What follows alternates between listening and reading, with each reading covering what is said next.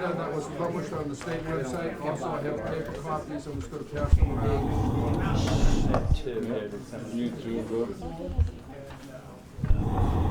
First order of business will be to call the meeting to order, go around introductions, make sure that we have a quorum. Extra copies of the agenda here if anybody wants.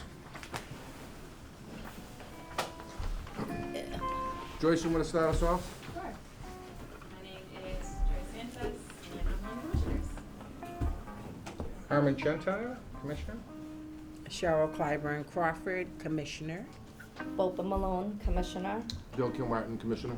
Costas Panagopoulos, Commissioner. Jeff Clements, Commissioner. Scott McDermott, Commissioner. Jay Marsden, Commissioner. Okay, so we have a quorum and we can conduct an official meeting under the rules of the open meeting law. Next item on the agenda is to ask for a motion to review and approve the minutes of the meeting of September 24th. Do I have a motion? So moved. Second? Second. Second, thank you, Bopa. Mr. Secretary, you want to present to us the meetings and, Matthew, we just got started. Great. I'm sorry, but Is there's someone on the phone. Somebody's back there. talking. that Nico on the phone? That's Nico, yeah. Hi, Nico. We just Hey. started the meeting, and we have a quorum. Yeah, Thank you hey. for joining. First item is we have a motion seconded to review and approve the minutes of the meeting of September 24th. And I was just going to pass it over to Commissioner Clements. For the minutes of September 24th, you should all have it in front of you, and they're sent around to you electronically. And they're relatively brief because we had a quorum for a brief period of time and took certain official actions. Number one was to approve the fourth working group on advancing the amendment. Number two was to, number one was to approve the minutes of the July 2019 meeting. You are now getting the minutes coming around to you. We approved the fourth working group on exploring, gathering information around the possibilities of different ways and issues around advancing this constitutional amendment as our mandate requires. And we authorize and encourage, frankly, workshops around the Commonwealth that commissioners can get to individually or in smaller groups to hear from the public, to share what we're doing here and bring back information to the commission, so as to ensure that even where we don't have a quorum, that all parts of the Commonwealth have an opportunity to participate, to weigh in, to be heard. And then finally, we had public testimony and comments, and look forward to more of that today. So those were the minutes of September 24th. Thank you. Any discussion? Just to amend it to include the fact that I was present. Oh, I'm sorry. That's okay. Other proposed amendments or discussion on the minutes pertaining to the meeting of September 24th? How did I miss that? That's all right. Hearing none, are we ready for a vote? All in favor? Aye. Aye. Any opposed? Okay, thank you, Jeff. The meetings have been accepted. And next on the agenda is planned testimony. Is Liz Ty here? She actually contacted me to state that the data was more complex than she was able to prepare for today, so asked her to be considered for the November meeting. Yeah. Okay, so push her to November.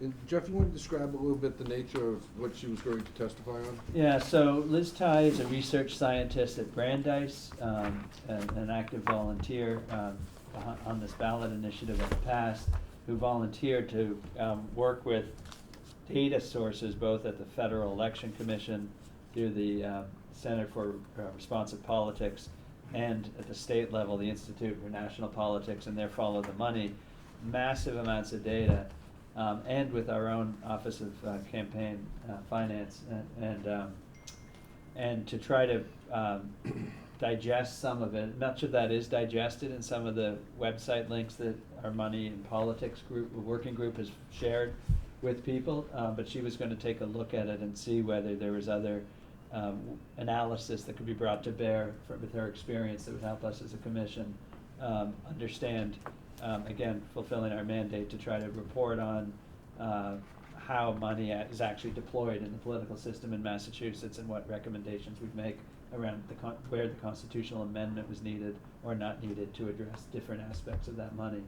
So, there's a lot of good data and sources that we can get, quite apart from Liz's work, but, it seemed like something that I certainly look forward to hearing if she has, perspective after Mhm. digging deep into the data from a research scientist perspective. The commissioners would be agreeable to put her on the November agenda? Yeah. Sure. Yeah, the Yeah. analysis, that sounds Thank great. you. So let's move on. Is Pam Wilmot here? Pam was going to testify? Pam's not here. She had talked about being available around 6. Yeah, So so we're, maybe if we're we moving could fast, so maybe we'll come back to her. Yeah. Mhm. Elizabeth Doherty had asked to provide testimony. Is Elizabeth here? Okay, let's move on.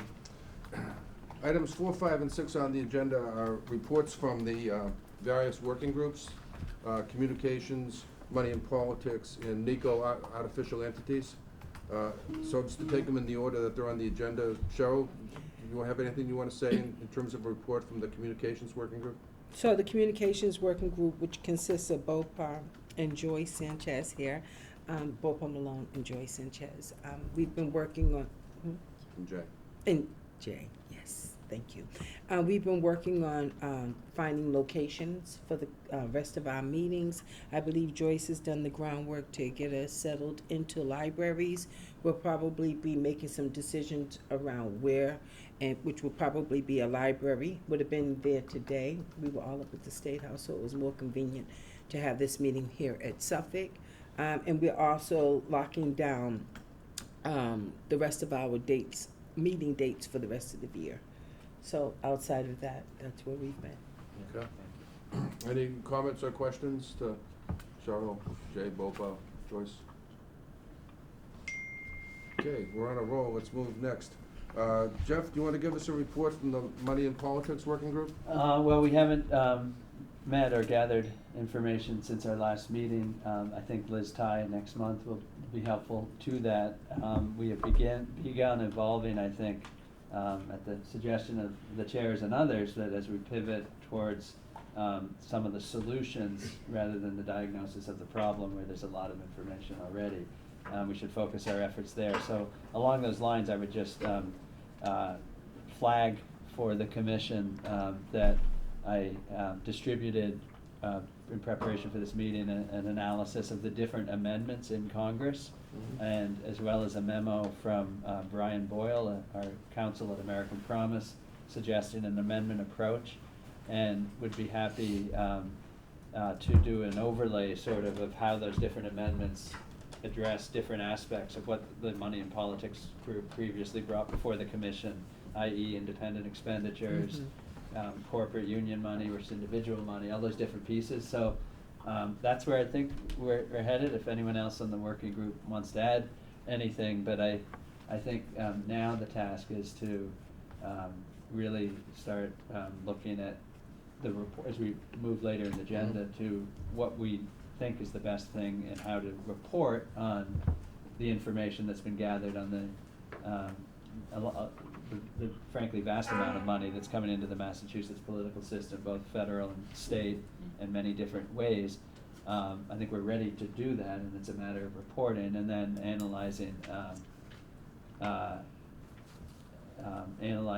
the different approaches that some of the different amendment language and what kind of impact that would have on those different money sources.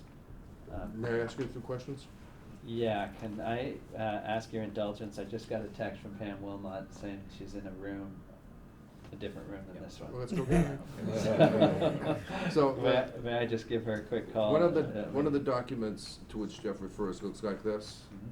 It was sent to you electronically, and And that's, it goes through 8 different Hey, Pam. resolutions.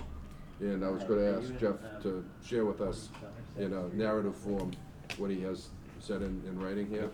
And then the other document to which Jeff referred was also in an email attachment, looks like this. So there's like these 8 proposed sets of languages plus this 9th. And I thought it would be helpful to have a bit of a discussion, get a bit more out of him about what do they say and does he have an opinion? Question, are those gonna be on the Google Docs for everybody else to look at, or are they just within the committee right now? I believe they will be on the Google Docs. They will eventually be. They might be there already, I don't know.